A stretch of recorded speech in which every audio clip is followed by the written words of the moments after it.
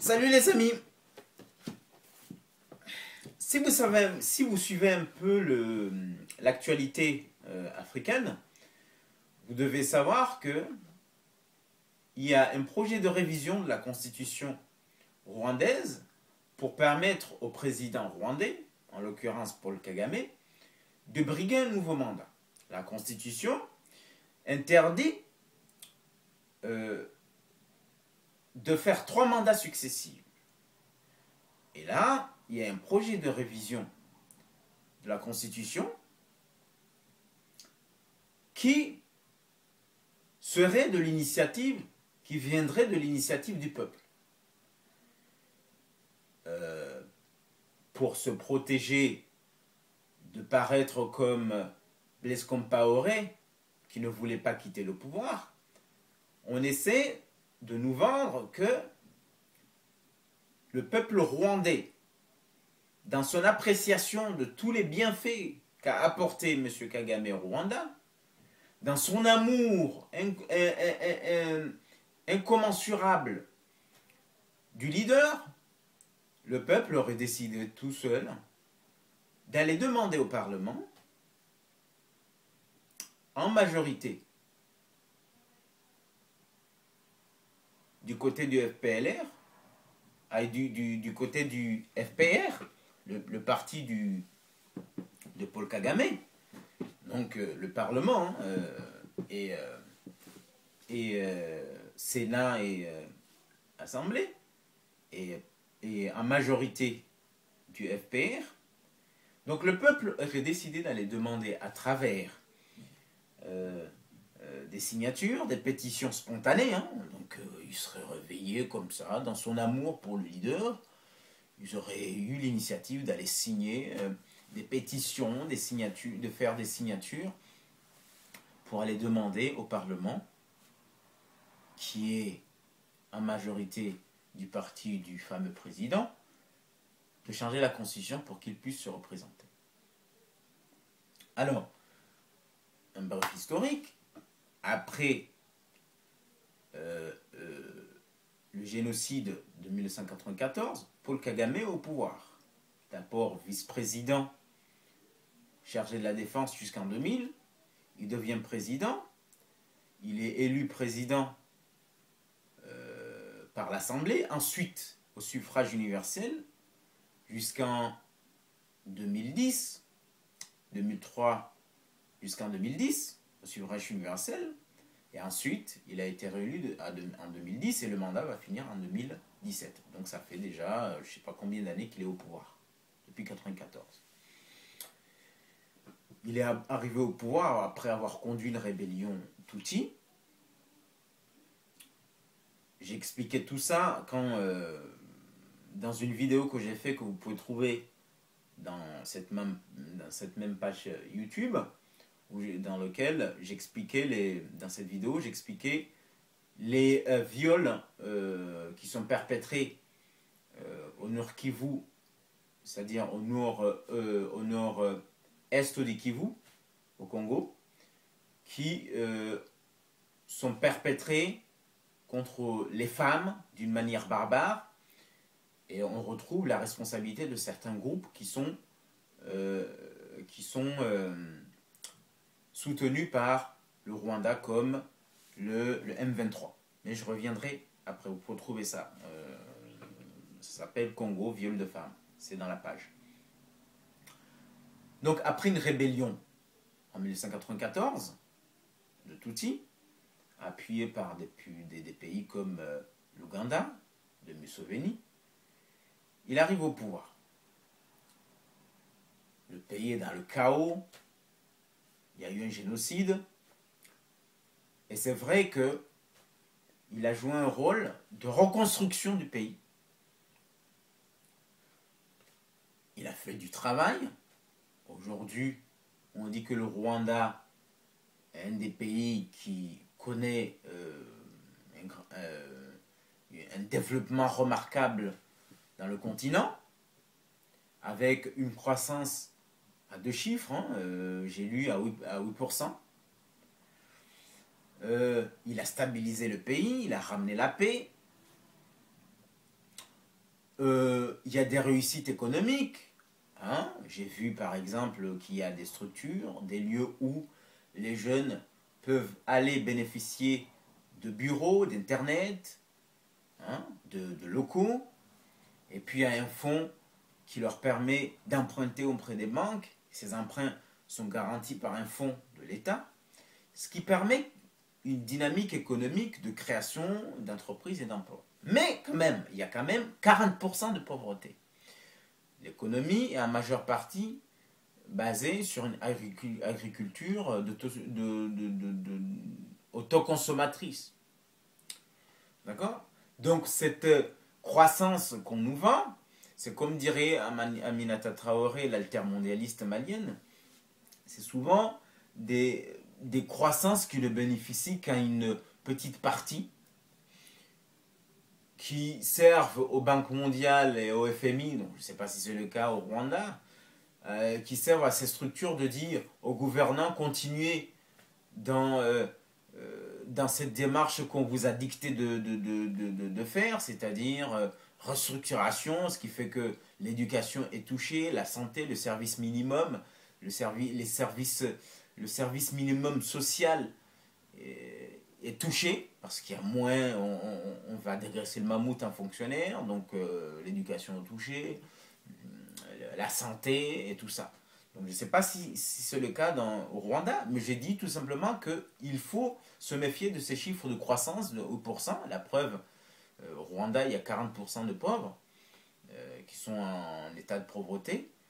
Mais on continue à dire que, et c'est vrai, il y a des efforts, il y a des réalisations, qu'il y a une réussite économique. Okay? Il y a une réussite aussi politique. Le Parlement rwandais est un des seuls au monde, si ce n'est le premier, où la parité est véritable. Hein? Il y a à peu près le même nombre d'hommes que de femmes, si ce n'est beaucoup plus de femmes que d'hommes. Donc il y a une réussite politique dans ce sens-là, une réussite économique, hein, entre guillemets. Et puis quand vous allez à Kigali, je n'ai jamais été, mais on dit souvent que c'est une ville très propre, très moderne. Donc c'est une certaine réussite qu'il faut souligner. Il a ramené la paix à force dans un pouvoir autoritaire, mais qui tend à devenir dictatorial. D'accord? Qui tend à ne pas supporter l'opposition politique. J'ai lu que il y a quelques partis d'opposition, mais certains disent que ces partis, ce sont des partis satellites qui sont là pour jouer le rôle d'opposition, mais qui ne sont pas vraiment des partis d'opposition. Et que les seuls opposants sont en prison. Par exemple, j'ai trouvé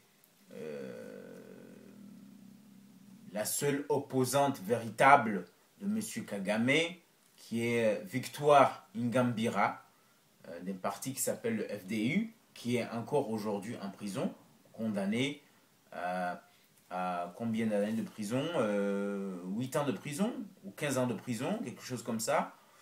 Et les motifs évoqués seraient une négation du génocide,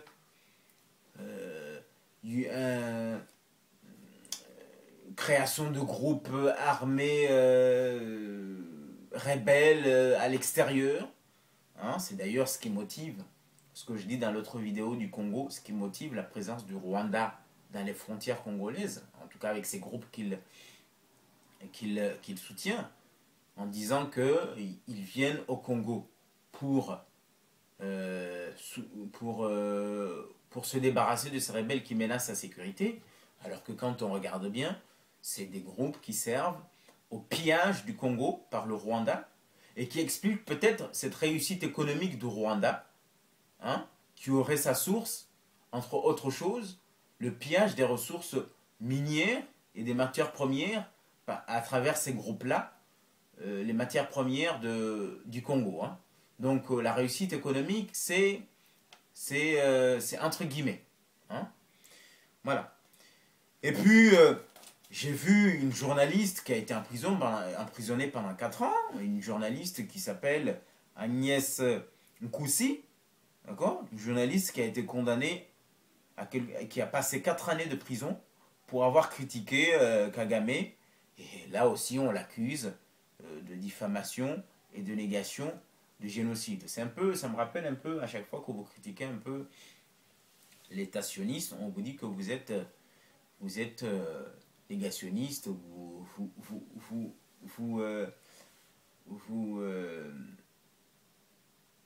ne reconnaissez pas le crime contre les Juifs, hein, l'Holocauste. C'est pareil. Visiblement, dès que vous êtes un opposant à Kagame, on vous accuse d'être un négationniste du génocide rwandais de 1994. Voilà. Comme quoi, ça se répète partout. Voilà. Donc, c'est un pouvoir qui est passé de l'autorité, hein, pour reconstruire le pays, hein, pour ramener la paix, pour juger les coupables, qui tend à devenir un pouvoir dictatorial, qui n'accepte pas l'opposition, qui n'accepte pas la critique, et qui veut passer cette réforme constitutionnelle pour une volonté du peuple. Hein, le peuple serait tellement amoureux de son leader qu'il aurait pris l'initiative de faire des pétitions, de faire signer des pétitions pour demander au Parlement de changer la Constitution. Nous connaissons tous l'Afrique. Est-ce que vraiment c'est un peuple qui est amoureux de son leader ou c'est un peuple qui est obligé d'aimer son président? C'est différent. Vous connaissez la Tunisie. On nous disait que Ben Ali était aimé. Hein? Il était aimé, il était tout le temps élu à 99,9%. Soi-disant, les Tunisiens étaient le peuple le plus instruit du Maghreb, qu'il y avait l'essor économique par le tourisme ou je ne sais pas quoi, et qu'il était tellement aimé qu'il était élu à chaque fois 99,9%. C'est visiblement ce qu'on essaie de nous faire croire ici au Rwanda. Hein? Il y a eu la révolution tunisienne qui nous a montré que loin d'être fou, d'être folle de son président, la population la population le détestait. La preuve, la révolution qu'il y a eu. Donc c'est ce qu'on essaie de nous faire croire au Rwanda. Alors je vous disais, nous connaissons tous l'Afrique. Il suffit d'aller dans un village, voir les chefs, hein, les gens qui contrôlent le village, les autorités du village, pour les acheter, hein, il faut dire les mots, pour qu'ils obligent la population à participer à ces fameuses signatures, ou bien signifier à une partie qui hésiterait que si vous ne signez pas, il y a certains services que vous ne pouvez pas bénéficier, hein, parce que y a la majorité politique qui vous le fait comprendre, qui peut entraîner les gens à venir signer les fameuses pétitions. Et j'ai vu même une vidéo au Parlement des gens qui chantaient, hein, parce que le Parlement aurait accepté, hein, de soumettre cette révision constitutionnelle au vote. Et donc quand ça a été accepté, on a vu des chants. Ça m'a rappelé Mobutu quand il est arrivé au Parlement. Il y avait tout le Parlement qui chantait. D'accord? Et donc, moi, je ne crois pas en cette spontanéité. Et même si c'était vrai que le peuple aimait tellement Kagame et qu'il le demande de rester au pouvoir, de se représenter à un nouveau mandat, de changer la Constitution, Paul Kagame n'est pas obligé d'accepter. Parce que sinon, c'est qu'il considère qu'il est l'homme providentiel et que sans lui ou après lui, c'est le chaos. C'est la même chose que Mugabe qui pense que au Zimbabwe, sans lui, c'est le chaos. Il est au pouvoir depuis l'indépendance. C'est quand même un échec de croire que depuis qu'il est au pouvoir, il n'a pas su former d'autres personnes qui peuvent continuer. Qui peuvent continuer après lui, dans sa politique. Donc ça veut dire qu'il va devoir rester au pouvoir jusqu'à sa mort, et après sa mort, c'est le chaos. Il n'y a personne. Non, moi je ne crois pas à cette idée d'homme providentiel, hein, qui entraînerait le chaos après son départ. Mandela est emprisonné 27 ans, il est venu, il a fait un mandat, il est parti, et l'Afrique du Sud n'est pas tombée dans le chaos. Hein. Voilà. Donc, cette histoire de peuple qui se lève spontanément pour demander un changement constitutionnel, je n'y crois pas. Et même si c'était le cas, ce serait triste de croire que après Kagame, c'est le chaos. Il serait plus élégant de sa part. Hein? Parce que même, regardez, au Brésil, il y a eu Lula qui est parti à, je sais pas, 80% de popularité. Il aurait pu demander le changement de la Constitution. Mais il y a des règles. Les règles, il ne faut pas les changer. Ça serait quand même très intéressant de sa part de montrer au peuple rwandais, si vraiment il est nécessaire, que même si je sais que vous m'aimez, que vous désirez que je reste, je pars pour vous apprendre la démocratie, vous apprendre qu'il faut de l'alternance. Ça serait un bon exemple. Il mettrait le pays dans les bons rails. Mais non. Le monsieur a envie de rester au pouvoir comme beaucoup de leaders politiques africains. Et pour finir, j'ai envie de souligner cette mentalité de beaucoup de jeunes Africains, et même de moins jeunes, qui disent que, bon, il a beau être dictateur, mais nous, dans notre pays, hein, certains dans mon pays, on aimerait avoir un dictateur comme celui-là, hein, comme Ben Ali en Tunisie, hein, parce que quand même, il a construit le pays. Quand vous allez à Tunis, quand vous allez à Kigali, la ville est propre, il y a de la modernité. Non, j'ai envie de dire, même si c'est vrai, il y avait 80%, il y avait 1% de chômeurs, ce qui n'est pas le cas. Je dirais non. Après ton mandat, il faut que tu pars parce que ce pays ne t'appartient pas. Il faut de l'alternance, il faut renouveler. Parce que sinon, à force de continuer comme ça, à un moment donné, il n'y a plus d'énergie. Alors qu'il faut une nouvelle énergie. Une nouvelle énergie. De nouvelles personnes. Hein, de nouvelles têtes pour insuffler de l'énergie. Insuffler des idées. Voilà. Donc cette façon de dire que parce que ça bouge, parce qu'il y a de la modernité, parce que les choses changent, il faut qu'on continue avec la même personne, même après avoir fait ses 2 mandats et que la règle lui interdit de continuer. Moi je ne suis pas d'accord avec ça, parce que ça voudrait dire que celui qui va arriver après, il peut aussi changer les choses parce que soi-disant ça marche, ça fonctionne, on ne s'en sort pas. Hein? Pour qu'une société fonctionne, il faut que tout le